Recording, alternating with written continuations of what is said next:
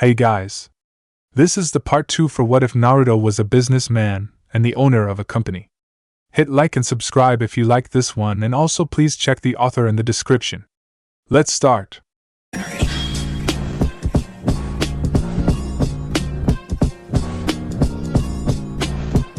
Chapter 5. Sakura had a mortified expression on her face, Niji's face scrunched up in mixture of awe and disgust. Tenten shivered and Lee felt most of his legs go numb. Kakashi and Guy seemed terribly surprised. It was all because of what Naruto had just done. Kagura seemed silent, as if trying to contemplate what the hell just happened to her group of bandits. The daughter of the daimyo, as well as her palanquin bearers, suddenly felt queasy but resisted the urge to lose their breakfast. Laying at Naruto's feet were the unlucky souls of foolish bandits that tried to get within even a few feet of their envoy. Blood dripped from around Naruto's wires while the flames quickly dispelled, his cold blue eyes settling down from the current sight that lay before him. He looked up and noticed everyone staring at him with awe, respect, horror, and love. Sasuke's groans could be heard in the distance, and that kicked everything off as Kagura shook her head out of the stupor that she had been put into. She looked down at the blood-stained road in front of her before she groaned. Good help is so hard to come by. You have an amazing genin, Kakashi-senpai, Kagura said, and Kakashi turned back to her as held up a kunai. Guy assumed his taijutsu stance and Naruto quickly turned around. There is only the two of them now. We'll deal with the big guy. Hitaki, take her down, Naruto said, and before Kakashi could retort, Naruto ran off towards Bando. Niji and Lee quickly followed after him, and so did Tenten. The latter turned around and growled. Sakura, come on! Tenten shouted, but she only noticed Sakura shivering as she clutched her dress. He killed them. He really killed them, she said, and Tenten rolled her eyes. Now wasn't the time for this. They had a client to protect. Gah! I guess someone has to stay here and guard the daughter. I'll leave it to her, Tenten said to herself, and with a nod of her head she went to join her teammates while Kakashi and Guy took on Kagura. With Sasuke. Arg! Sasuke cried out as Bando delivered another kick to his stomach, sending the Uchiha skidding across the ground. What's wrong, boy? You told me to come over here, so I did. What are you going to do about it now? Bando asked, and Sasuke snarled before he got to his feet. He noticed the seal on Bando's right hand. The man was partnered, and by the looks of it, it was with that woman. For Sasuke to even begin to fight, he would have to know this guy's abilities and then figure out what the woman's own attributes did to his. Well, since you won't come to me, I'll come to you, Bando said, and Sasuke tensed, but he could do nothing as Bando effortlessly appeared in front of him.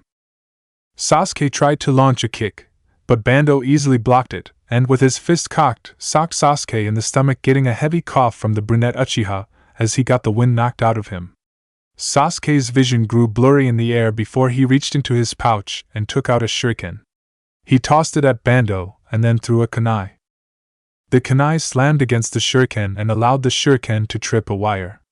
Bando seemed surprised and looked left and right as he saw a hail of kunai rain down upon him. Bando grinned as he jumped up and swirled in the air. Sasuke was surprised as his body began to glow with chakra. What is this chakra? He's doing something, Sasuke said, and Bando grinned as he pushed his hands outward. Futon, Shinken, wind release, air vacuum fist, Bando shouted, and the wind deflected all kunai and shuriken, much to Sasuke's surprise. Meanwhile, Bando brought his fist back and grinned. Try not to die, Gaki! He yelled, and he blasted his fist forward, sending the rush of wind towards Sasuke. The Uchiha dodged to the side and breathed a sigh of relief, but it didn't last long as he was slammed over the head by Bando's elbow, sending him to the ground. Brats who axe tough die the fastest, Bando said as he picked Sasuke up by his collar. I'm your executioner, he said, and brought his fist back. Sasuke growled against his strong arm as Bando launched his fist at Sasuke's face. Bando cackled at the intention of finishing the brat, before he felt his arm. It didn't move. Sasuke waited for the assault, but it didn't come. He opened his eye and he noticed Bando cursing. He looked over his shoulder, and he noticed wires keeping his arm in place. A mess of blonde hair was in his field of vision, and the cold, blue eyes stared at him relentlessly. Right next to the mess of blonde hair was his comrades. More of the brats, huh? Well, that's just fine with me, Bando said, trying to get a response from the blonde, but he didn't get one. Why have you done this most unyouthful act? Shouted the green-clad shinobi, and Bando grinned.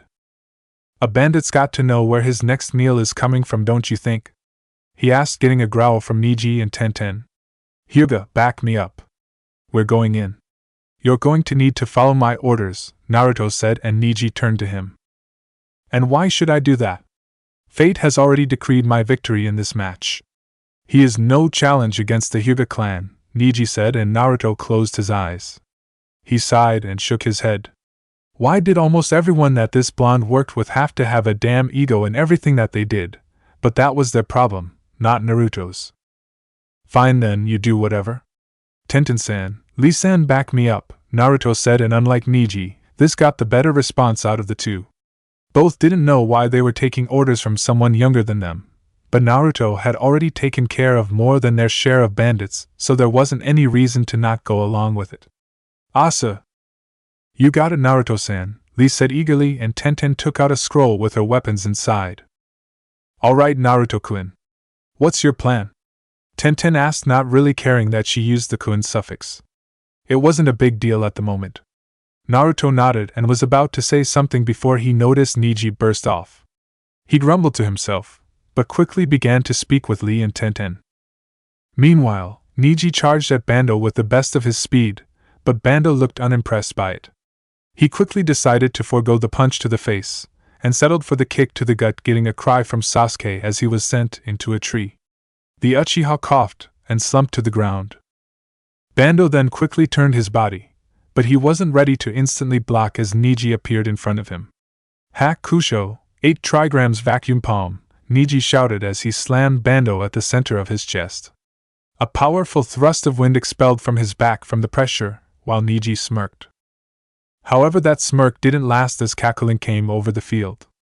Naruto, Tenten, and Lee noticed Niji scowling while Bando grabbed his hand. Been a long time since I killed a Hyuga. Good thing my partner and I have a unique set of skills. Did you know that if I power right on through my whole body, then my tenketsu don't close? You know, I used to suck at futon, but ever since dealing with Kagura, well, shall I just show you? Bando said, and he swiftly kicked Niji away. The Hyuga managed to block the kick, but the pain was still there as Niji grimaced. Bando then smirked as he closed in his body. That one Hyuga did a technique that I figured I could do with wind. Tell me how you like it, Bando said as he quickly closed his body in and swirled against his heel. Futon, Kenami no Jutsu, wind release, divine wave spin technique, Bando shouted, and everyone gasped as a heavy swirl of wind expelled from his body and shot upwards, slamming into Niji. The Hyuga groaned and Bando laughed before he saw Naruto unzip his jacket. Out came Rinko, Tuka, and Fu. They dropped down and growled while Naruto pointed forward. Rinko, blast it! Naruto ordered, and Rinko yipped as she opened her mouth. Everyone was surprised as moderate blasts of fire escaped from her mouth. Bando widened his eyes as the fire collided with the wind and exploded, creating a large tornado of pure fire. As the fire raced along the swirling wind, it made its way towards Niji. Naruto-kun, Niji's still in trouble, Tenten addressed, and Naruto nodded. Fu slammed the ground. Tuka, unleash your first water jutsu, Naruto shouted. The other two by his side growled as Fu raised his tail into the air. Tuka opened her mouth and blasted water out of it. The water quickly took the shape of 3 water missiles that traveled through the air. Fu's tails blasted the ground and everyone shifted their stance, even Bando. He lost his balance, and so did his technique as the wind shifted. The water from Tuka's mouth slammed against Niji and pushed him out of danger as the fire quickly overtook the rest of the wind. Bando landed on one knee while Naruto cracked his knuckles. Tuka, Rinko, cover our presence, Naruto commanded, and the kits obeyed their father figure. Rinko and Tuka opened their mouths together, and Tenten, along with Lee, was surprised as fire and water mixed and a heavy steam came over the area. Bando widened his eyes as all visible traces of his opponents had disappeared from view. You can't hide forever, he shouted. With Kakashi and Guy. The sounds of kunai bashing against each other could be heard as the Kakashi and Kagura skidded back from each other. Guy jumped in the air and sent his leg at her face, but he was surprised as Kagura blocked it easily. She looked up and grinned before she grabbed Guy's leg and spun him around. She launched him into the air and stared in awe as Kagura held her fist into the air. "Come on, senpai. You can do better than that," Kagura shouted as she punched the ground. The ground shook and Kakashi jumped into the air with a backflip. "How is she that strong? She was never this strong as an Umbu. Does it have to do with her partner?" Kakashi wondered. Naturally, Umbu were very strong. They had to be physically fit for duty and in top condition, but even as an Umbu no one had that kind of strength. Kakashi hadn't seen anything like that since Guy, maybe? "Guy, are you alright?" Kakashi asked and Guy nodded. "What is an A-rank missing Nin doing on a C-rank mission?" Guy asked. Kakashi was trying to figure that one out himself as they landed away from Kagura. The white-haired female smiled and raised her legs swiftly into the air. "The world is a big place, senpai. When you step out of that village, then you're subject to anything and everything. I remember Kakashi-senpai, no matter how much you helped me, I couldn't do right done. I sucked at it, but I think I got some useful skills from Bando. His powerful strength, and his glorious ability for right done. Sayonara, senpai." "Right done, John, lightning release, false darkness," Kagura shouted, and with a quick swipe of her leg she sent a burst of lightning from her foot as he slammed across the ground. "She's able to channel right done through her feet? That even more difficult than doing it through the fingertips. This is the worst possible thing to encounter," Kakashi thought as he and Guy ducked out of the way. Both slid across the ground as Guy threw a kunai at Kagura. The female backed away from it, but she was surprised as Kakashi chose this chance to lessen the distance between them. She took the tanto strapped to her leg and held it while Kakashi clashed against her with a kunai. The sparks flew off each other, and Kagura smiled. "So tell me, senpai, who's the brat? Did take you as one for raising kids? In fact, I think he's more suited to the bandit life than anything else. The way he massacred those underlings was incredible," Kagura said, and Kakashi glared dangerously at her. "You don't know what you're talking about.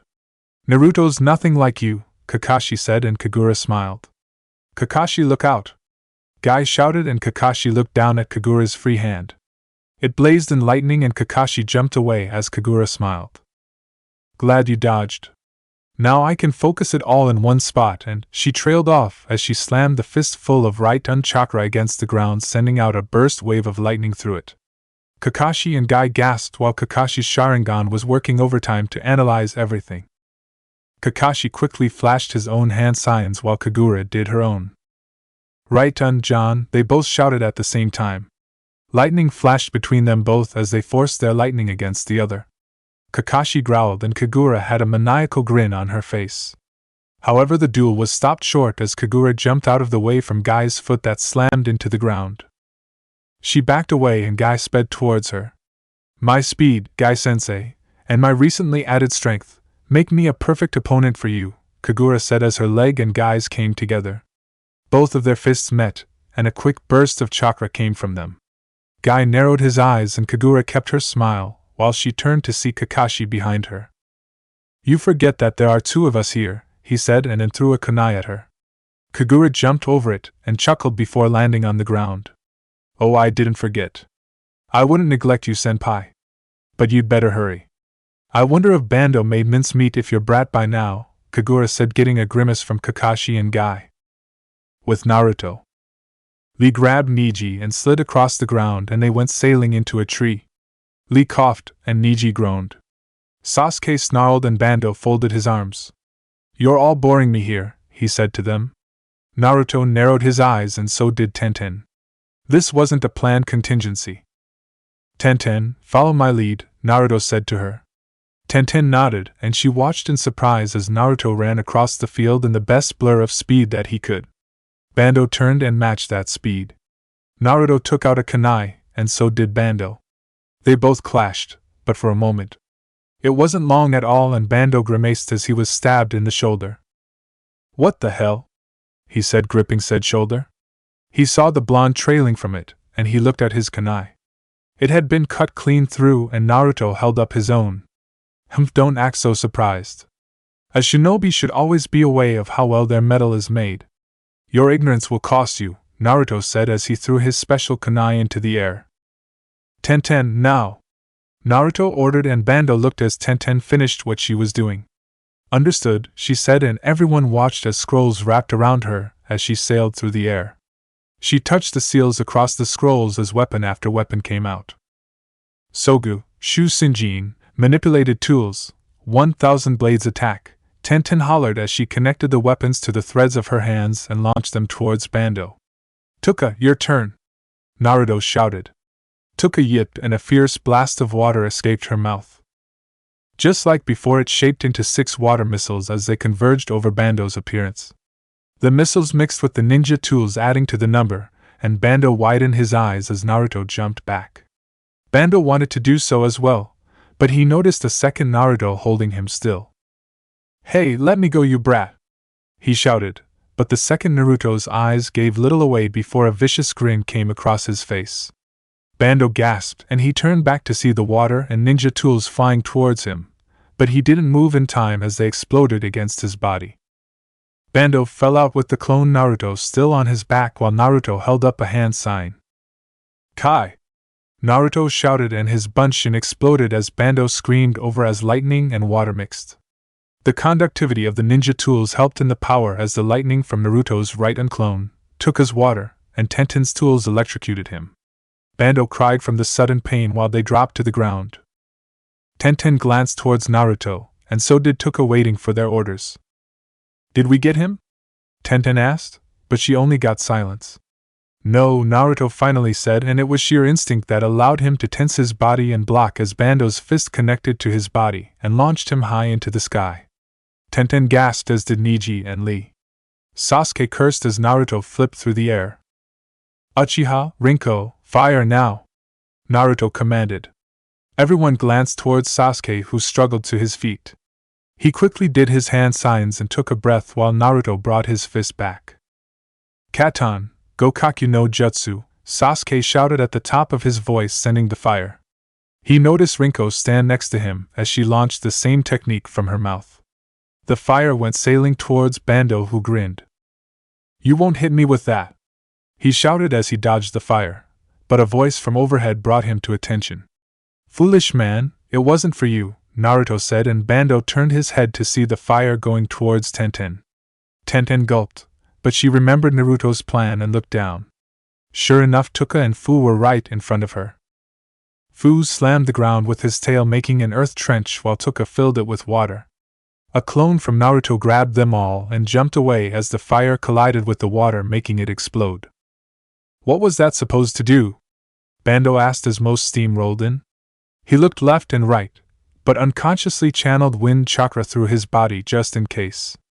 Neji appeared in the steam and launched a strike at Bando, who dodged it with his speed. Lee did the same and the two continued to try to hit the man, but Bando dodged them all. He jumped, slid, blocked, and rolled against everything that came his way. Enough of this shit. Futon, Judo Tatsumaki Taika, wind release, severe tornado drop, Bando shouted, and from his palm, he sent a large gust of wind into the sky where Naruto had been. He grinned as the steam parted and he could see daylight. He looked up, but gasped as he saw Naruto holding a shuriken. Those who gain abilities without having earned it are fools.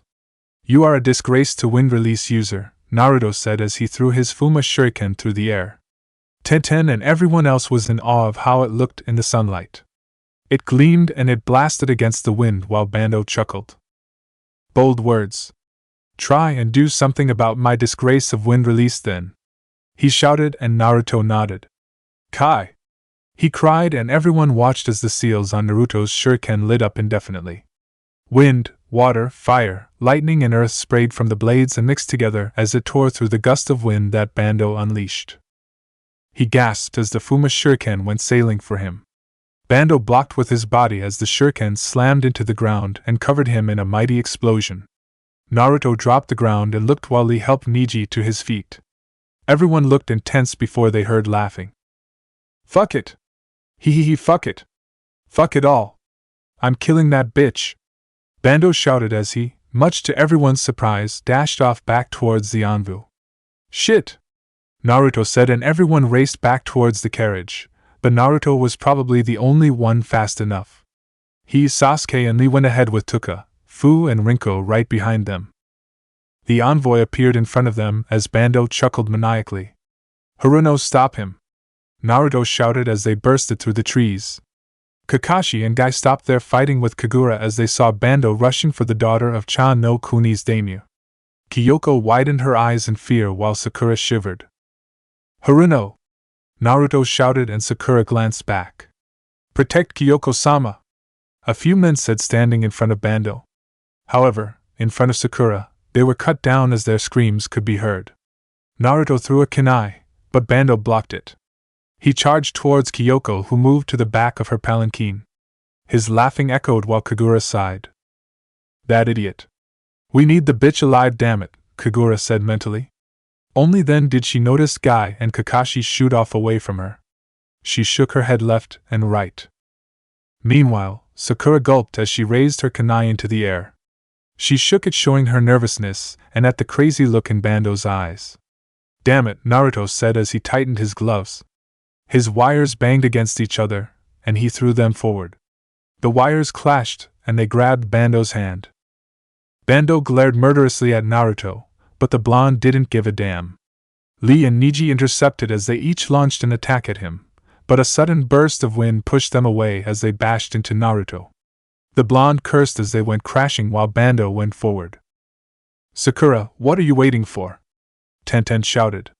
Sakura shivered uncontrollably while Bando cocked his fist back against the palanquin. Say goodbye, he said as he sent his fist towards the delicate cart. Naruto heard a heavy crash and he pushed Lee and Neji off him. He opened his eyes fast, and what he saw made his blood run cold. The palanquin was still standing, but he noticed that Fu had blocked the punch with his small body that sent him flying against the tree. He fell to the ground and twitched while Naruto growled. Futan, Shinkusha, Naruto shouted as he blasted a burst of wind blades from his palms. Bando turned around and gasped as the wind blades cut his body and sent him flying from the ground and into the bushes. Sakura's breath calmed down, but she felt a burst of wind pass her as Naruto raced to Fu. He took his black fox into his hands and placed his chest to his ears. He wasn't moving. Damn it, Tuka, Rinko, get us out of here, Naruto said to them. Tuka and Rinko yipped as, together, they created a thick steam over the area. Son of a bitch, Kagura said before she unleashed a burst of wind to dispel the mist. It cleared up fast and Kagura noticed that other than the dead bodies, and the palanquin, they were the only ones in the field. Kyoko was gone, Team 7 was gone, Team 9 was gone, and their senseis were gone. Damn, they got away. They sure organized that fast, she said to herself. She quickly collected herself, and walked over to her partner. She looked down, and she noticed Bando grumbling. You did this to yourself, she proceeded to slam him over the head. Idiot, she responded. Band grumbled and collected himself as well. He noticed the lack of people and fighting. So, what now? He asked. Kagura smiled and placed a hand over her hip. Don't worry. We'll see them again, she said, and Bando just shrugged his shoulders and gave a nod of his head. He touched his shoulder and cursed against the pain. Let get your ass cleaned up. You look like shit, she said, and Bando grumbled some more. You're so lucky you're my partner. Damn it, he said, getting up and following her away. Elsewhere. Everyone panted as they dropped to the ground. Lee had been carrying Kyoko ever since the two teams had made their escape. Everyone was silent. They didn't feel like talking really. Sakura was probably the slowest out of all of them. In front of them was Naruto holding Fu in his hands. He looked down and Fu felt warm. It was probably just his body heat. Don't worry, Fu. You'll be fine, Naruto said. Rinko and Tuka whimpered as Tuka licked Fu's cheek. So what do we do now? Tenten asked. No one seemed to have an answer for her, but they were surprised when Naruto spoke. We keep heading to Cha no Kuni. There is a large house in the woods on the map. We'll rest there, Naruto said. No one felt like going against him, or even asking him how he knew those things, so they just raced on. Just like Naruto had said, in half an hour they were in front of the house. It was rough, sort of old, but it looked sort of comfortable. Running water, beds, lights worked, and heating utilities. Everyone walked inside, and before anyone knew it, there was raining outside. It was weird because the sky had been clear. Naruto looked out and shook his head. As people collected themselves on what happened, Sakura looked over to see Naruto push down a mat. He placed food down, and the blonde quickly went into his pouch. He pulled out a medic kit and opened it. Naruto-san, what are you? Lee stopped as Tenten placed a hand on his shoulder. She shook her head and Lee frowned. He backed away while Naruto took a needle and pulled out some medicinal herbs. Everyone was silent while Naruto leaned his ear down. He channeled his chakra through his body to take the impact and lessen the blow. Fu, you idiot, Naruto thought, and a heavy sigh escaped his lips. Naruto-san, is there anything we can do? Kyoko asked. Naruto narrowed his eyes and clenched his clothes. Rinko and Tuka looked over Fu before laying down next to him to help warm his body. No thank you, Naruto said softly. Sakura walked up to him and bowed. Naruto, I'm sorry. It was my fault. If only I didn't freeze, then I would've. Sakura trailed off while Naruto just stayed silent. Just get out, Naruto said, and Sakura widened her eyes. And Naruto, she flinched as everyone felt Naruto's chakra rise slightly. Just get out, he said, and everyone quickly left the blonde alone in the room. He sighed and shook his head. He took a bottle and pulled it over the faucet, getting some hot water. He filled the bottle and poured the water into a bowl that had some leaves in it. He crushed the leaves with the bottom end of the kunai, allowing for the materials inside to integrate into the water. Rinko, heat the water. Normal faucet water isn't high enough to help. Make it boil just a little, Naruto said. Rinko yipped and blew her fire under the bowl, allowing for the water to slowly boil. Rinko soon stopped, and Naruto took in the smell of fresh herbs that had grown in the forest of death. His kits had grown on these herbs to make them stronger. It had taken Naruto reading multiple biology books on nutritious plants for all of them. That was just the type of foxes they were. It didn't take long for Tuka and Rinko to have their ears twitch as Naruto turned around to notice the door open. Tenten and Kyoko appeared and came through. Naruto sighed and shook his head. What? Naruto asked impatiently. Kyoko and Tenten looked at each other, and Kyoko bowed. And Naruto-san, your friends are currently discussing our predicament. Kakashi-san, I think it was said that why you're on thin ice as it is, Kyoko said, and the blonde narrowed his eyes. He looked back at Fu and noticed the wet leaves in the boiling water. Very well. It would be foolish to not talk about this, Naruto said, getting up. He walked towards the door and, without looking back, spoke. Once you see a small dark red spot in the water, gently place a cloth over Fu's body. Make sure that Rinko keeps the temperature to an exact 35 degrees. Understood? Naruto asked. Realizing that he was trusting her to look after Fu while he spoke, Kyoko quickly nodded with a bow. Hi, I'll carefully look after them, she said, and Naruto just walked out while Tenten followed him. Kyoko turned back to the foxes, who tensed from their presence. She slowly advanced towards them and sat on the ground. She softly petted Fu's black fur before taking notice of the water. In truth, the things that Kyoko had seen just put her through too much. Her bearers had died protecting her. They were against powerful bandits, and she was the one that they were after. She sighed and watched as in the center of the water was a dark red spot. She quickly dipped a cloth in water and placed it over Fu's body. You'll be all right, little one, she said, trying her best smile. Rinko and Tuka glanced to each other before they assumed their rest against Fu's cold body.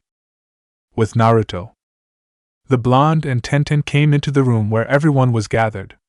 Sasuke was having his wounds nursed by Kakashi, Guy, and Lee seemed a little too serious. Niji, and Sakura was looking at the ground while leaning against the wall. No doubt her freezing up at the battlefield was hard. I've brought Naruto-kun, Guy-sensei, Tenten said, getting everyone to look up. They all saw Naruto, with his cold, blue eyes as usual. He and Tenten came inside before everyone noticed something sail through the air and land into Naruto's hand. The blonde glared at it, and he noticed that it was his Fuma shuriken that he had foolishly left at the battlefield. He turned his head and he noticed Niji with his hand out. You should remember to pick up your stuff if you're going to leave it out in the field. Pathetic, Niji said, but to everyone's surprise Naruto said nothing and quickly sealed his Fuma shuriken. He leaned against the wall and Tenten leaned between Naruto and Niji. Alright, now that we're all here we can go over some things. It's obvious that this wasn't foreseen by the instructors. This is easily an B-rank mission, if not an A-rank mission. We weren't ready for such an assault. First we have to figure out where we are and how far we are from the checkpoint, Kakashi said, and everyone nodded while Tenten pulled out a map. We're right on the divide between Hai no Kuni and Cha no Kuni. It's getting late actually. The sun is setting. We should go either tomorrow or the day after, Tenten said, getting nods from everyone. Speaking of that, Naruto-san, how did you know about this place? Lee asked, and Kakashi glanced towards the blonde. He narrowed his eyes and Naruto snorted. Because it's one of the more current maps. Tenten-san's map is over 2 months old. I stay current, Naruto said, and no one could refute that, so everyone left it alone. Kakashi turned back to Sasuke's wounds and quickly finished. The Uchiha grumbled and got up before rubbing his sore body. He glared at Naruto, but the blonde paid no mind. Kakashi-sensei, who was that Kagura woman?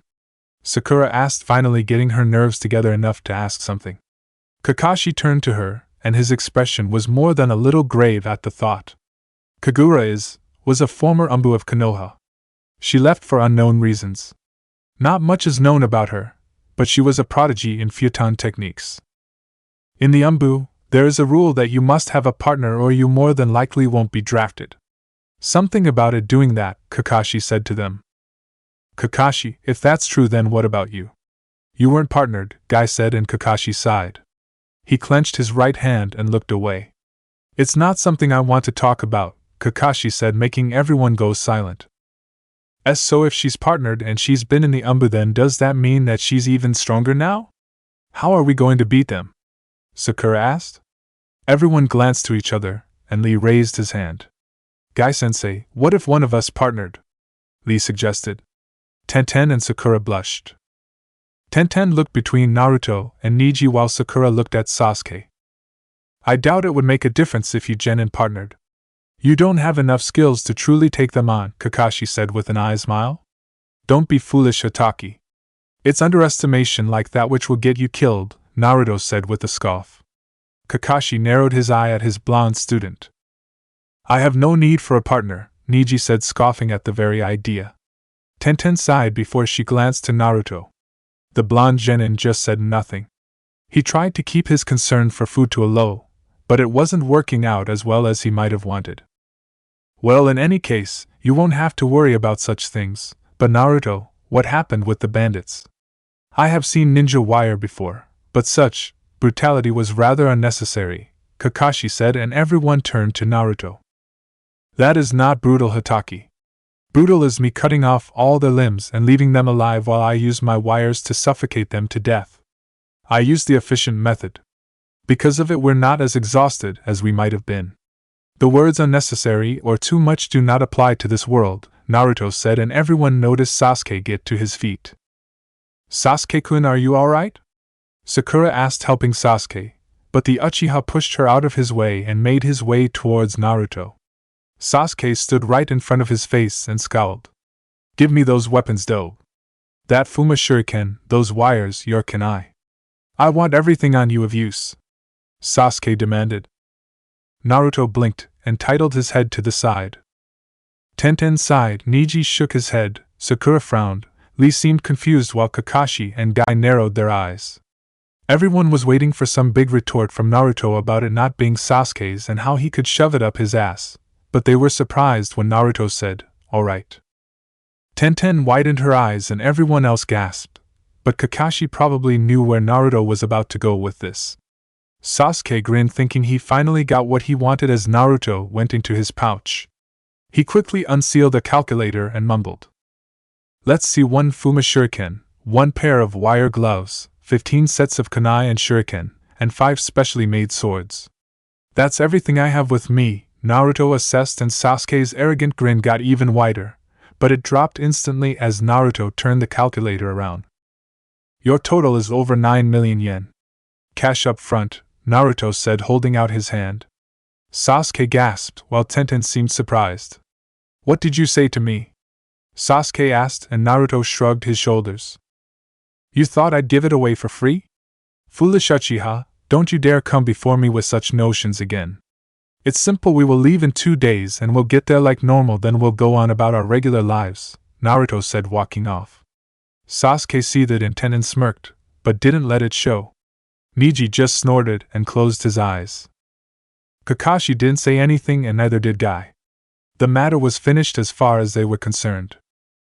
Naruto, having left the meeting room, went back to the main lobby and came up to see Rinko and Tuka yipping happily at him.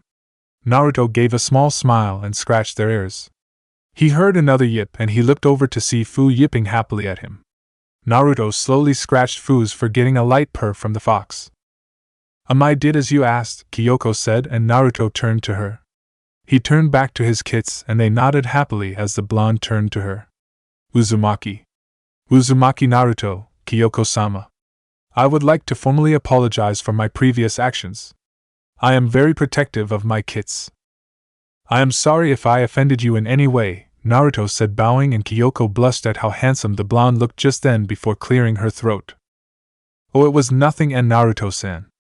I apologize for acting spoiled with things that you hold. I was wrong, Kyoko said with a gentle smile on her face. Naruto just nodded and quickly bandaged Fu's lower body. Naruto picked him up and Fu gave a gentle lick of the blonde's face. Naruto gave a gentle smile, while Rinko and Tuka yipped happily around him. Kyoko chuckled and Naruto shook his head as he looked at his kids.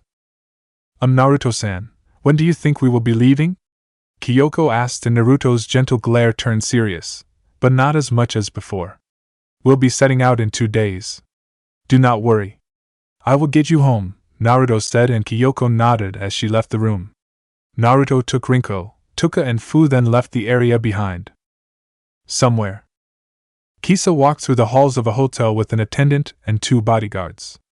Both bodyguards were classified as missing nin, but then again, to have protection then you needed to sometimes bend the rules. But this was as much that Naruto had ever let her bend the rules to the use of his business.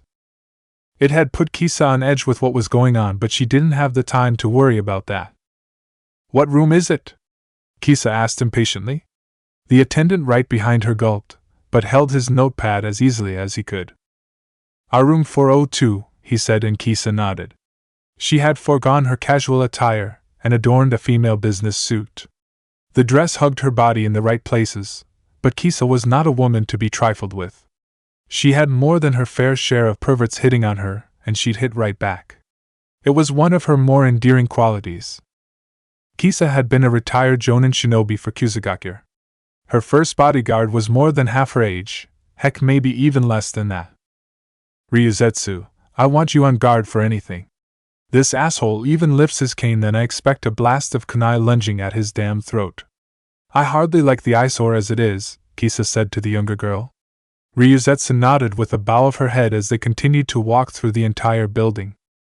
Fugai, do the very same, Kisa said to an older woman, as compared to Ryuzetsu.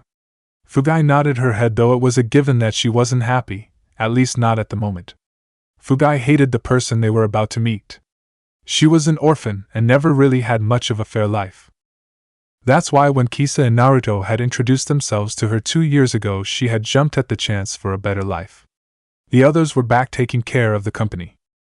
Understood, Kisa-sama, she said, and Kisa came up to the door 402. All 3 came up to the room, but it wasn't actually a room. Well, it was, but it was a meeting room.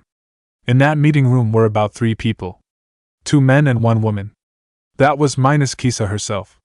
They all had their own bodyguards with them and glanced across from each other. Kisa sighed and opened the door, signifying her presence. Kisa looked to her left, and she noticed the woman. The woman was just as old as her, however she adorned her body with many jewels across her finger, as clothes and hair. She was obviously very rich and well-kept, and she also had an arrogant look about her. Her fancy dress, red hair, and brown eyes. Her name was Ayano, and she was the mistress of Ayano's General Clothing. Her clothes were sought throughout the nations as a one-of-a-kind civilian comfort, and even shinobi comfort. In all honesty, her company had made a very expensive fabric. It was a special and durable fabric that even kept shinobi attire right. Ayano's company was namely the company to go to when shopping. She had taken over multiple family-owned businesses, making her the top leading expert in clothing. Right behind her were 3 samurai. Nothing Fugai or Ryosetsu couldn't handle. Also nothing Kisa couldn't handle herself. She looked to her left, and she saw a short man that she more than hated with a good amount of her being. His name was Gato, and he was in control of the company Gato's shipping. He was a very short man, in comparison to the average male, but let it be known that behind his short height was a mountain of money, power, and political intelligence. He wore a suit and black shades. He had a sleazy look on his face, but Kisa ignored it. He was a magnate, and one of the most powerful ones. At one point Exodus Metal and Gato's shipping had a dealing for about a year or so. It was successful because Exodus Metals could now ship metals to where they wanted and Gato would receive a portion of profits, but that turned south fast. Exodus Metals detached itself from Gato and never looked back. It was one of the things that made Kisa the happiest. However, since Gato's not-so-recent backwater assault against Exodus Metals' territory, then it could be said that he was really playing with fire. Right behind him were 2 other samurai. Kisa didn't care. She just made an observation. Still Fugai and Ryosetsu could handle that shit. Right next to Gato was probably the one rich guy that Kisa even felt a sense of normality for. His name was Daichi. He was a 20-year-old male who was something of a philanthropist, but in an extreme way. He was the president of Adorno Wings Company. He exported in the food, water, and electrical industry that had to deal with the survival of humanity. Kisa wouldn't say that he was a pacifist or something like that, but he was more neutral. He had brunette hair and a solid look of experience. Something similar to Naruto's, but he couldn't pull it off as well. His business was virtually the thing that helped people to have good economic growth in terms of energy. He only mostly exported to the smaller villages and countries, but those like Suna were always a place where he could get money. He was the only one that Kisa was even impassive with. Ayano, she felt like being a bitch. Gato, she wanted to gut him like a fish. Right behind him was one person. She had a lone sword at her waist, and her brown hair went down to her waist. This was a person that Fugai might have trouble with. Together, all 4 of them made up the very economy of the shinobi world. Daichi rested near the northwest regions such as Iwa, Suna, Taki, and maybe Kusa. Gato rested near Wave and Kiri. Ayano's control was basically in Kumo and going down. Naruto and, by connection Kisa, rested in Kuni B was responsible for Konoha and their allies. They were the lead 4. Although there were other large companies that could be seen as on par with them, they weren't. The 4 had something that no one else truly had. They had political power. It was mainly their companies and their regions that hired shinobi of other places. Naturally, it had only been 3 from about 7 years ago. The upstart of Exodus Metals had shifted all the power and Kisa knew that no one liked it. It just meant more sharing of spoils and profit, but hey, that was business. Naturally, none of them ever knew who the true president of Exodus Metals actually was, but they had all tried to investigate. Since Kisa became the daimyo of Kuni, then it was assumed that she had an agreement with the president, but Kisa became the face of it. However, those who were senior members of the department knew who the true president was. It was because they, themselves, had been recruited. They knew why the president hid and couldn't wait for the day that he would be brought to light. No doubt it would shake a lot of heads. Now they weren't powerful in terms of ever equaling the hidden villages. It didn't work that way, and that wasn't anyone's goal. They all had different goals from each other, but they all required money for it. They were powerful in the sense that countries needed them. Without them, there would be instability. In this business, power, money, and revenue is everything. Something Kisa had well learned when she was a younger woman. Kisa sat down in her chair while Ryosetsu and Fugai stood behind her. Fashionably late as ever at Exodus Metals-chan? Ayano asked, but Kisa stayed silent and folded her arms. Gato grinned and crossed his fingers together. I thought it was made that all of us would be meeting. Did the president get cold feet? Gato asked. Fugai growled and Ryuzetsu did the same. They really didn't like this tone, but this was something that Naruto was to deal with. It is none of your concern, Gato. I've been given temporary control over the company by our president. Especially after what you've already done to us. This won't be a problem since the president speaks highly of my abilities, Kisa said, and everyone knew what she was talking about. Daichi glared at Gato, but didn't do more than that. Ayano chuckled to herself as she waved a fan to cool her body. That is true, isn't it? It's become somewhat of local news now, Daichi spoke, getting nods from everyone. Kisa placed one leg over the other and Gato smirked. It's no big thing. I just saw that wave would need help and I took it readily. They've never been better. Also, Daichi, you should stop trying to send your workers there. I have things under control, Gato said, and the female swordsman twitched, which got everyone on edge. Ryuzetsu and Fugai slowly inched towards their kunai or sword. However, Daichi stayed his hand and she calmed down. Yes, I suppose that's right. Forgive my intrusion, Gato-san. You are the oldest out of all of us, Daichi said, getting a smirk from Gato. Of course the man knew that he was the oldest out of all of them, and he wanted nothing more than to run these three into the ground. That is very right, kid. I am the oldest, and I think you all know that just because we have this temporary meeting that we are far from allies, Gato said, and everyone heard Kisa scoff. Most of the guards turned to her in confusion. This got everyone's attention as Gato frowned and behind his glasses was a murderous glare. Something you want to add? Gato asked. Kisa narrowed her eyes dangerously before a smirk came across her face. Kisa leaned forward and tapped the table with her slender finger. Daichi raised an eyebrow and Ayano looked amused. Gato stayed silent as Kisa spoke. That is true, we're not allies. However, we all do at least have a code of conduct.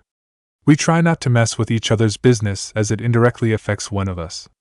If I remember, I was the one who made that rule, Kisa spoke and Ayano chuckled. Your president was the one who made that rule. It was something that we all went along with and still do. That's right. We want no strife. If I remember, then it states that if one encroaches on the boundaries of the other, then the two are considered at war, Ayano said, and all eyes shifted between Gato and Kisa. Just something I would like us to remember, Kisa said, leaning back. The guards felt uncomfortable for some odd reason. The only ones who seemed fine were Fugai, one of Ayano's guards, and the female swordsman of Daichi. Then we will remember that, Gato said to her. Kisa nodded and turned her head forward. Still, I would think that you'd have a little more class than that, Gato. You do buy my suits, you know, Ayano said with a lecherous smile. Gato just snorted and folded his arms before touching a piece of his collar. I do buy them. It's just that it's very good clothing, you know, Gato said, getting a wider smile from Ayano. Kisa just snorted, but kept her professionalism. More like because every other clothes store you have is too poor to make some shit for you. Naruto, why do I have to be the face of this company until you come out? Kisa thought to herself. So now that we're all here, shall we get down to it? Ayano asked, getting Daichi, Gato, and Kisa to agree. Great, well, Exodus Metals is, regrettably, the highest one with income at the moment, so they shall go first. Kisa-san, where has your movement taken you? Ayano asked, and Kisa smirked. The recent trade movement of metals packaging has led us towards KyuubiGoku. As you know, they, along with Kiri, are known for their swords. They do have contacts with us, and we're still leading in that regard. Although the strain that Gato has put on us is a dent, Kisa said, growling. She growled more when Gato's grin widened. The samurai behind him snickered, but said nothing. Ah, yes. I would still like to express my apologies to you. However, there was one troublemaker. A man named Kaiza. He believed so much in what he was doing, but he brought my business down, and so, I ended him. You can never be too careful, Gato said. Kisa did all she could not to explode and succeeded. There was a fisherman of Wave. His name had been Kaiza. Kisa had always heard reports from him in Wave.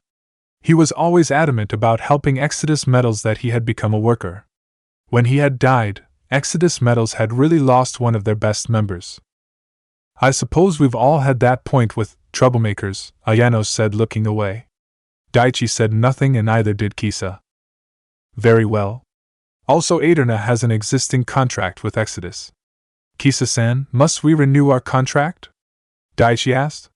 Kisa pulled out some papers and held them in her face. There is no need for that. We considered it, and our ties still hold strong. Exodus Metals is allowed to sell and export their metals to the regions, and Aderna is allowed to become the secondary conduct of economic stability to Exodus locations. Even should the villages ask for trade, we turn them down until we negotiate. It has worked well for us this far. Nothing more than that, Kisa replied.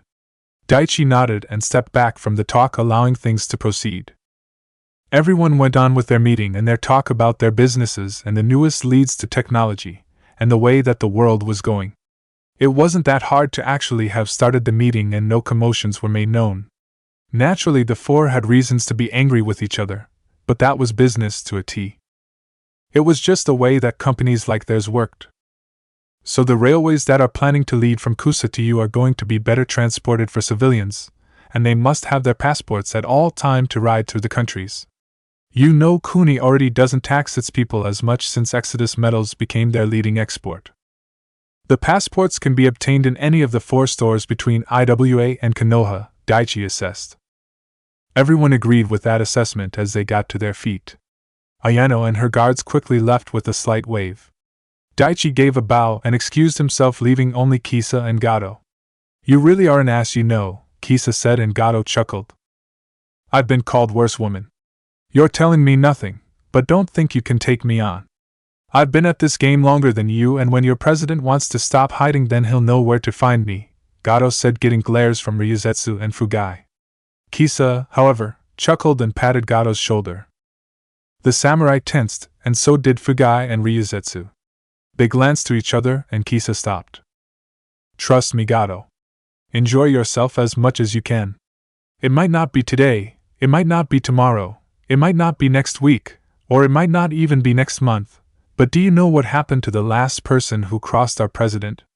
Kisa asked and licked her lips. Well, let's just say that there is a term now called quadruple-jointed. It's even better than being double-jointed, you know, Kisa said before she gave Gato a goodbye with her associates. Gato growled before another grin came across his face. I can't wait till you're mine, Kisa. I want to see the look on your face when I capture you. It won't take me long to break that strong spirit of yours. I'll be my little slut for the rest of your life with your president's head adorning my cane, Gato said with an evil grin as he walked out. Back at the inn. But Sasuke-kun, if we partner, then I'm sure you could beat him. You need a partner, Sakura said while Sasuke continued to do his tree-walking exercises. I don't need help. I am an Uchiha. Besides, who would be my partner? You. I'd sooner take Naruto than you, Sasuke said, though a shudder went through his body as he said that. I appreciate the sentiment, but I do not go that way, Uchiha. Kindly keep me out of your fantasies, Naruto said, getting a scowl from Sakura and Sasuke, but soon Sakura turned meek and walked up to Naruto. The blonde stayed silent, but watched as Sakura frowned. I really am sorry, Naruto. If I didn't freeze, then the bearers wouldn't be gone, and you wouldn't have had your fox hurt. I just wasn't. Sakura stopped, and Naruto turned around. You're not used to this job. It is understandable, Haruno. It wasn't your fault. Next time, steel your mind and think of nothing else. You'll be fine. Just keep training. It wasn't your fault, Naruto said, and Sakura looked left and right, but she didn't see Naruto's kits with him this time. So, where are your foxes? Sakura asked, and Naruto pointed back to the house. They are with Kyoko-san for the moment. I have asked for her to give them their food while I train. She's proven effective in the matter, Naruto replied, getting a nod from Sakura. So we're moving out tomorrow, right? Sakura asked, and Naruto just pulled out a literature book. That's right. Be prepared. No doubt those two are going to try and again. Come on, we have training to do, Naruto said, and both nodded. After their training, which turned out to be another teamwork exercise given to them by Kakashi, much to Naruto's irritation, they all gathered around the dinner table. It had been quaint to say the least in how good it was. Kyoko had decided to cook everyone's food since they all were helping to protect her. As they all ate their food silently, mostly everyone's eyes were on Naruto, who was holding a spoon of milk to Fu's mouth. The black fur drank the milk and yipped happily while Naruto smiled. Fu was still very much hurt. He could walk around and even run for rehabilitation, but fighting wasn't going to come to him for a while. There, now go play with Rinko and Tuka, Naruto said as he let Fu down. Fu nodded and ran off to go with his sisters. Naruto-san, have you always done that? Kyoko asked, and Naruto nodded. It's what I do for my kids, Naruto said before going silent. He had been too talkative lately. He wanted to get back to his reading. So it's decided then. We talked about it, and it's up to all of you if you wish to be partnered this early. It's a simple process. I've seen it happen, Kakashi said with an eye smile.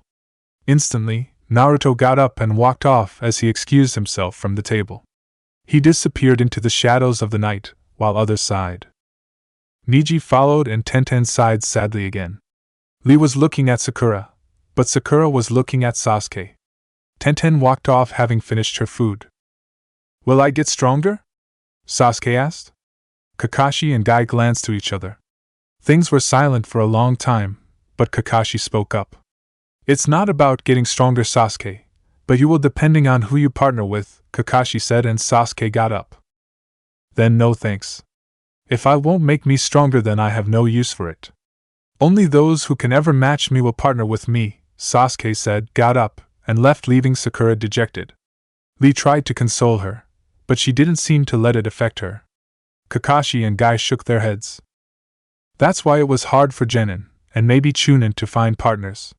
Because they all didn't know what they were truly looking for, and partnering with your crush was a dominant thing. By Jounin, you get rid of such mentalities. What are we going to do, Kakashi? Guy asked, and Kakashi shook his head. I have no idea, Guy. We're just going to have to get lucky somewhere, Kakashi said, holding a cup of tea in his hands. Meanwhile, Naruto appeared in his shared room with Niji, Lee, and Kakashi. He sat in a meditative pose and closed his eyes. He slowed his breathing and focused on nothing. Now that there wasn't anyone around, he could get this done, and out of the way. Naruto opened his eyes, and he instantly stared at a large cage. It barring anything from coming out. He could feel the malicious chakra coming out of it, and walked up to the gates. He knew something was compelling him to, but he didn't resist it. Closer, a voice said, and Naruto walked closer. He never stopped his stride. He also didn't even flinch as claws pierced through the gates and tried to impale him. The blonde just looked bored at the intimidation act and shook his head. Soon a powerful chakra force appeared in front of him, and the blonde just looked up. So glad my container can visit me, it said, and Naruto closed his eyes. Kyuubi no Yoko. I'm unimpressed, Naruto said. Right behind the bars was the Kyuubi no Yoko, the nine-tailed demon fox that attacked Konoha 12 or 13 years ago. It was right in front of Naruto, trying to blast the blonde with nearly enough Ki to make him choke, but Naruto was used to things of this level. Unimpressed? You insignificant insect! If it wasn't for me, you would be more fucking dead than the enemies that you have fought. Don't you dare disrespect me, whelp! Kyuubi bellowed, and Naruto blinked. He looked down at the sewer water in front of him before bowing. That is true. It would be foolish to not acknowledge that. Thank you for your efforts, Naruto said, and that seemed to pacify Kyuubi at least a little bit. Shut up. I don't care about you. If you die, then I die, and I will prolong my survival, Kyuubi said while Naruto snorted. For your survival? Either it's that or you're foolish as well. I figured you Bijou couldn't die, Naruto said suspiciously. Don't glare at me, brat. I know shit that you've never be able to comprehend. I still like living if you do or don't know. Kyuubi snarled, and Naruto snorted. I guess that's one thing you share with the majority of humanity, but foolish Kitsune, just because you want survival doesn't mean you will get it. Your life is in my hands, Naruto said, turning around. And your kids' lives are in mine, Kyuubi said, and he noticed Naruto flinched. Explain, Naruto said coldly. Kyuubi stayed silent, and the grin on his face got bigger, but Naruto channeled 5 Fuinjutsu seals through his hands and opened his jacket. He slammed them into the seal on his stomach and twisted it. Instantly Kyuubi felt pressure and was slammed into the ground. Explain. Right. Now, Naruto said, glaring at the fox. Kyuubi growled while Naruto folded his arms. So fine, Kyuubi decided to humor his jailer. You really think that you teaching your kids to use chakra was what made it work? Please, they spent so much time around you that I was able to leak just the smallest traces of yuki into their bodies. That fire that Rinko can use, that water that Tuka can use, Fu's use of chakra to harden his body, that was all me, brat. Have you ever heard of an animal breathing any other that huffs of air or water? Please, brat. It's because of me that they can. Kyuubi stopped and snarled as Naruto glared murderously at him. He walked up to the fox, past the gates that barred Kyuubi from him, and looked at the fox at eye level. If you ever do anything to hurt my kids, I will find more than 10 different ways to make your stay in my body unpleasant. I know I can't kill you, and I know I won't be letting you out, but I will make your stay so unpleasant that you will never find the time to even relax in here. Remember that, Naruto said and backed away. You think this cage will hold me back? Don't be ridiculous. I will get out and you'll be the first thing that I devour, Kyuubi said, getting Naruto to look back. I'll be speaking with you later, Naruto said as he vanished. Kyuubi grumbled and thrashed his tails around. At least the brat's intelligent. If not at all a fucktard, Kyuubi thought as he closed his eyes.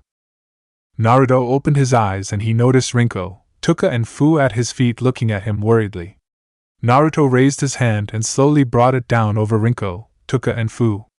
They leaned into their father's embrace and fell asleep. You really think that you teaching your kids to use chakra was what made it work? Naruto narrowed his eyes and pulled his kids closer. He then pulled up the covers over their bodies and his. The blonde fell asleep and closed his eyes for the night. Next morning, everyone was running along the trees towards their destination. They had decided to save time and get there faster so that they wouldn't have to deal with an unexpected ambush of some sort.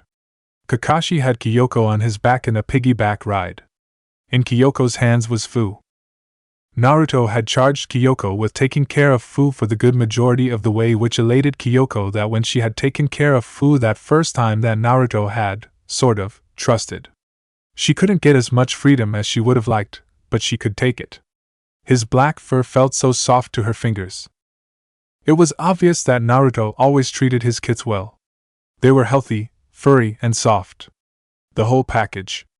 I really wish Otosama would let me have a fox or pet, Kyoko thought to herself. So does everyone remember the plan? Kakashi asked and everyone nodded. They all glared forward and they quickly jumped to the ground. Just over the hill in front of them was Cha no Kuni. They had already passed a few homes and now they were in the nearest part of the plains. Everyone was on edge for anything. Now Naruto and Neji were in the front. Sakura and Tenten at the sides, Lee and Sasuke at the back. No one got far before Naruto and Neji stopped. They looked left and right while Kakashi looked up. Sakura, Tenten, protect Kyoko-sama, Kakashi said, bringing the girl down. Sakura and Tenten nodded as they stayed at Kyoko's side. Fu could feel the daimyo's daughter shiver as she clutched him a little tighter. Fu growled, but didn't move. His father had told him to rest, and he would comply. Kakashi and Guy moved forward while Sasuke and Lee came up to Naruto and Neji's side. Everyone seemed ready while Kakashi quickly threw up his Sharingan. Guy shifted into his taijutsu stance, and it all happened fast as a burst of wind and lightning came across the plains. Everyone jumped out of the way as the ground was pierced by the two techniques. Be ready, Kakashi said, and everyone was. As the wind rushed them, Naruto and Sasuke stood together. Both finished their hands and took deep breaths. Katan, Gokaku no Jutsu, Sasuke shouted. Katan, Daienden, Naruto hollered, and both sent their flames merging together and spiraling towards the fire as it overtook it and went blazing through the field. It soon exploded under everyone's watch as Kakashi and Guy took out their kunai. Everyone noticed the fires split apart as Kagura and Bando walked towards them. Both had the same grins on their faces as they made their presence known. Sakura gulped and unconsciously backed away, but a hand from Tenten steadied her body. So you've come back, Kakashi said, and Kagura nodded with a smile on her face. Damn straight, senpai. You get one more chance. Hand over the bitch and you live, she said, but she wasn't surprised as Kakashi shook his head. That's not going to happen, Kagura. As a missing nin of Konoha, your future is death, Kakashi said as he and Guy charged full throttle towards Kagura and Bando. Both took their stances and chuckled madly. Kakashi and Guy quickly closed the distance between their targets as they neared them. Kakashi drew his kunai back and lunged at Bando, but he was surprised as Bando channeled Futon chakra to his legs and blurred past Kakashi as he ran straight for Kyoko. Damn! Kakashi said and went to turn around, but a kick from Kagura blocked Guy and Kakashi from their target as both narrowed their eyes. Bando continued on his way towards his target, and he cocked his fist back. Naruto tightened his gloves while Sasuke and Neji charged at the man. You got lucky last time, but now we're ready for you, Sasuke said, and Bando got an even wider grin across his face as he sent a punch to Sasuke's jaw. The Uchiha managed to block it, but it didn't stop him from flying into the air. He gritted his teeth as Bando snickered. Hack Kusho, Neji shouted as he slammed Bando in the chest. However, this had the same effect as last time as Bando charged his body with right-un chakra, allowing for his tenketsu to not be closed by Neji's attack. Not gonna work, brat, he said and kicked Neji, but he was surprised as the kick was mere inches from the Hyuga's face. Neji turned his head and he noticed Naruto using both his hands to restrain Bando. The blonde snapped his fingers as fire trailed over the wires. Burn. Yuzahai no Mai, swirling flame burn dance, Naruto said as he swirled his body. Everyone gasped as Bando's body was lifted off the ground and he swirled along with Naruto's spinning. He was sent crashing across the ground as the flames continued to trail up the wires and burn his leg. Bando cursed from the pain against his person as he was thrashed around like a puppet, and everyone could see a large, beautiful swirl of flames surrounding Bando before Naruto sent him crashing into the bushes. The wires clashed against each other, and the blonde glared behind him. Haruno, Tenten, take her home. They can't stop all of us. Do it while there is still time, Naruto ordered. But what about you guys? Sakura asked worriedly. Naruto rubbed his cheek free of some dirt that had come on his face before snorting. Now isn't the time to be foolish and question me, Haruno. Just do it, Naruto ordered with more vigor. Neji, Sasuke and Lee nodded while Sakura seemed hesitantly. She looked up ahead to see Guy and Kakashi furiously fighting with two Kaguras that had been matching them. Right, we'll come back as fast as we can. Kyoko-sama this way, Sakura said as Tenten and the pink-haired girl brought the daughter through the plains. Kyoko looked back and she noticed Naruto glaring at her. He looked at Fu in her arms and mouthed, "Take care of him for me." Kyoko nodded to his request as Sakura and Tenten raced away. This wasn't lost on Kagura as she turned her head. "And where do you think you're going?" she hollered as she threw a kunai at Tenten and Sakura's direction. The two girls gasped, but the kunai was quickly blocked by Guy. They kept running and soon Kagura took out her tanto and charged at the girls. She blurred past Kakashi and Guy much to their amazement and shock. She was ready to cut one of the girls down as she held her tanto overhead. "Die!" Kagura shouted as she brought it down. However, it didn't only met with a clash as she saw Kakashi glaring at her, his Sharingan spinning. "What? How did you?" "It's simple. I've known you for quite a while, Kagura. Because I hadn't seen you in a while I had to get used to your new speed, but now I've got you perfectly. Now why don't you pick on someone your own size?" Kakashi asked and Kagura growled as the two clashed against each other. "Dynamic entry," Guy shouted at the top of his voice. Kagura turned her head and gasped, but she then smirked as her clone took the force of the kick and neutralized it. The Kagura clone attempted a kick, but Guy avoided it as the real Kagura could focus on Kakashi. "You're playing with fire, senpai," she said, and Kakashi narrowed his eyes, but he widened his eye as Kagura began to quickly push him back with her strength. "Damn, that's right, she's got Bando's strength as well," Kakashi thought. "Die, senpai!" Kagura cried as lightning sprang from her sword. Kakashi quickly jumped away as Kagura slashed his kunai apart with her recent lightning nature. He backflipped away while Kagura grinned. "Now that I think about it, I haven't shown my wind abilities, have I?" Kagura asked and Kakashi widened his eye as Kagura brought her sword back. She then quickly swung it forward as fast as she could. The only thing that saved Kakashi was his instinct to duck as he looked past him. He narrowed his eye as he saw a row of tree behind him fall to the ground in a perfect slice. Muon Kaze, Hakaitan, Silent Wind, Breaking Points, Kagura mumbled. Kakashi felt a bead of sweat leave his face at how fast that technique was. He couldn't even see Kagura's hand move completely. How fast was that? Kakashi, snap out of it! Guy called and Kakashi blinked as he noticed Kagura going for Tenten and Sakura. Kakashi cursed before he ran after her. Meanwhile with the boys, Kaiten, Niji shouted as he blasted Bando away from his body. Bando backflipped through the air before he held out both his hands. Everyone saw wind collect into his left and lightning collect in the right. Die brats! He shouted. Futon, Kaze Hakai no Jutsu, wind release, wind breaking technique, Bando shouted as swiped his left hand back and forth as 5 wind blades escaped from them, and he shouted again. Raiton, Daikabu no Jutsu, lightning release, great strain technique, he hollered and lightning sprayed from his hand as both elemental affinities went aiming for everyone. Oh shit, Sasuke as he, Niji and Lee jumped away. They turned back and noticed that Naruto hadn't moved. Oi dope, get out of there! Sasuke shouted. Naruto glanced towards his teammate before looking back. He closed his eyes and remembered what he read 2 days ago.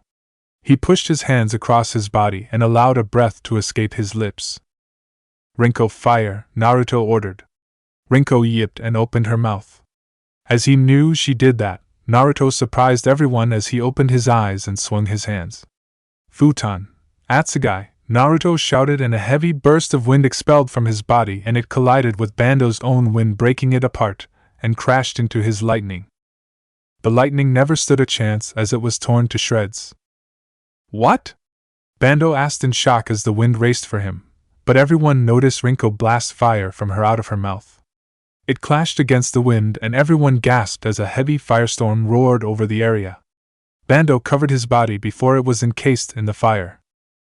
A large explosion came down and everyone covered their eyes as they looked at Naruto's slightly panting form. Damn it, how does the dobe have that much power?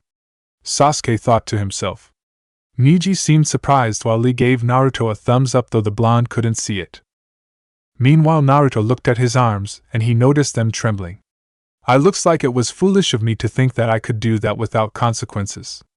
It seems Danzo really knew what he was doing when he chose my jutsu, Naruto thought before he stood up. However, he quickly shifted to a defensive stance. He was slammed in the chest and Naruto coughed as he was sent flying through the field. Damn you, brat! I'll kill you! Bando shouted. His hair was slightly burned and so were his clothes. Bando was not happy. He roared and a sudden burst of wind escaped his body as he charged at Naruto. The blonde still sailing through the air quickly turned his gaze towards Lee. Lee-san, just like I told you. Go! Naruto shouted as he flung his wires to Lee's leg. Lee quickly dropped down to the ground as Naruto heaved and swung Lee's body. The green-clad shinobi went flying forward and appeared in front of Bando.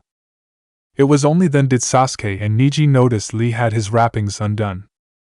Lee's going to use that? Niji wondered while Sasuke narrowed his eyes. Lee appeared just below Bando's chest area and smiled. Guy-sensei, watch as I use the youthful technique that you have given me, Lee said, and he spun on his hands as he swiftly kicked Bando into the air. Bando coughed and went flying before Lee appeared behind him. What the hell do you think you're doing? Bando asked as Lee wrapped him in his bandages. This is the end of our youthful fight. Omote Renge, Lee shouted as he grabbed Bando and swirled headfirst into the ground. Bando's shouts were apparent before he went crashing into the ground.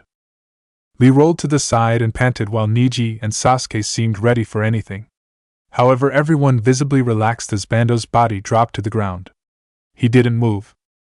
Phew, that was close, Lee said with a smirk. Everyone else agreed, and before long the sound of cackling assaulted their ears. Turned back and everyone gasped. Back with Kakashi. Kakashi raced after Kagura as Sakura, Gyoko, and Tenten had just made it over the hill. Those bitches are so fucked. Kagura shouted and she noticed Kakashi right on her tail. He was going through hand signs that she was all too familiar with. Right done, John, Kakashi shouted as he charged his left hand and launched a wave of lightning at Kagura. The girl dodged to the side and smirked. If only you went after your friends this fast, senpai, Kagura said, and Kakashi narrowed his eye at what she was mentioning. That won't work, Kagura, Kakashi said, and Kagura whistled. I guess not. Well, fine then. I'll have some fun with you a little more, Kagura said as she stopped. She looked up and she noticed the sun radiating. She did some hand signs and she smiled. For so long I've wanted to be like you. To be your partner, but you never ever let me in. You just looked at that damn stone day in and day out. Well, guess what? When I was gone I learned what made you famous. I learned what I could do, Kagura said as she grabbed her hand. Kakashi did the same, and cackling was heavy in the air. Guy's fight with the Kagura clone stopped as she poofed out. Senpai, with this, I won't ever need to look at your face again, Kagura shouted as she charged at Kakashi. The Jonin closed his eye and sighed. I never wanted this, but this is my duty, he said and quickly opened his eye. He charged at Kagura also and both held out their right unfilled hands. Chidori, Kagura shouted, her hand blazing. Raikiri, Kakashi yelled. Everyone could hear the sound of loud thunder and lightning boom across the field as Kakashi and Kagura passed each other. Senpai, when I get stronger I'll be your partner. You can count on it. After all, the Embu is a dangerous place, isn't it? Kagura asked at a smiling Kakashi. The Jonin shook his head and patted Kagura. There is no need for that, Kagura. You'll find someone even better than me one day. Till then, grow strong, Kakashi said as he walked away. Kagura frowned and balled her fists. I'll show you, senpai. I'll make you acknowledge me, Kagura said as she shined from Kakashi's rooftop. Kakashi fell to one knee and Kagura chuckled. Of course you would improve it. I underestimated it. Shit, Kagura said as she fell to the ground. Her eyes grew blurry and she noticed Bando in the distance. KHU, I can't believe I partnered with you. Damn it, Kagura said, and she noticed Kakashi had already been looking at her. Don't you dare give me that look, senpai. Just smile so I can remember that damn face, Kagura said, and Kakashi just closed his eyes. Despite everything, he gave an eye smile while Kagura's blurriness refused to let her fully see it happening. Now that's the senpai that I wanted to partner with, Kagura said as the light drained from her eyes. As soon as he saw that, Kakashi stopped his smile and frowned. He touched Kagura's white hair before heavily sighing. He looked to his left, and he noticed the fate's seal on her hand slowly begin to disintegrate until it fully left her hand like it never existed. Kakashi allowed another heavy sigh to escape his lips before he felt Guy pat his shoulder. When she came to me saying that she wanted to be partners, she said that it was to get stronger so that she could be your partner, Guy said, and Kakashi shook his head. I just couldn't. I was weak, Kakashi said while Guy patted his shoulder. Come, we must finish the mission, Guy said, and Kakashi nodded. They looked over and they noticed Naruto, Neji, Sasuke, and Lee walking up to them. Neji and Sasuke looked at the fallen Kagura and snorted. Lee remained silent and Naruto just looked at her body. He had seen this type of stuff so many times in his life. He wasn't dull to it, but he felt the meaning to it, or at least he did more than other times. Naruto went into his pouch and he pulled out a black pill. He bit it and breathed easily. He walked over to her body and placed his hands on the ground. Doton Miso, Earth Release, Earth Burial, Naruto said, and Kagura's body descended into the ground. Naruto gently bowed before walking along. No one said anything as to how the blonde knew Doton techniques as they looked at the burial site. Why would he bury the enemy? Neji asked, and Guy patted his shoulder. Respect your enemies when they fall. They have lived their lives. Respect their deaths. Naruto seems to understand this well, Guy said, and Neji just stared at the ground. Let's just get this mission done already, Sasuke said, his clothing looking ragged. Everyone agreed and they walked off. Cha no Kuni. Otasama! Kyoko cried as she ran into her father's arms. The daimyo of Tea Country smiled warmly at his daughter's embrace. Kyoko, it's good to have you back. Why are your clothes so dirty? he asked, and Kyoko just smiled while Tenten and Sakura looked off into the distance. They are alright, aren't they? Sakura asked, but Tenten shook her head that she wasn't sure. They both looked over the hill, and they noticed the guy coming. Tenten and Sakura beamed as everyone came over the hill. They looked a little ragged, but they were fine. You're alright, Tenten said as Guy and Lee gave thumbs up. Sakura blushed while Sasuke snorted. Niji looked away while Kakashi just seemed to wander. Naruto had a book open so he didn't say anything. As fine as can be. Our youthful opponents were not matched for us, Lee said, getting a groan from everyone except Naruto. The blonde did, however, unstrap his gloves and place them back in his scroll. Ah, Naruto-san, here. I protect him well, Kyoko said, and everyone noticed Fu in her arms. Naruto lowered his book and nodded. Very good, he said, and opened his palm. Fu eagerly jumped to his father and snuggled in his embrace. Kyoko bowed and then turned around sadly. Oto-sama, the bearers, didn't make it, she said, and the daimyo sighed with a short nod. I see, he said before turning to the Konoha shinobi. Thank you for protecting my daughter. I'm in your debt, he said, and they just waved him off. Would you like to stay for a rest? He asked, but Kakashi shook his head. Sorry, but we really have to go. We appreciate the offer. Team 7, Team Guy, let's move, Kakashi said, and everyone began to walk away. Naruto turned back and he noticed Kyoko waving goodbye to them all with a happy smile on her face. C-rank mission success. Yeah, even though it was foolish, Naruto called total bullshit on this. That's it for part 2. Thank you for watching and see you in the next video.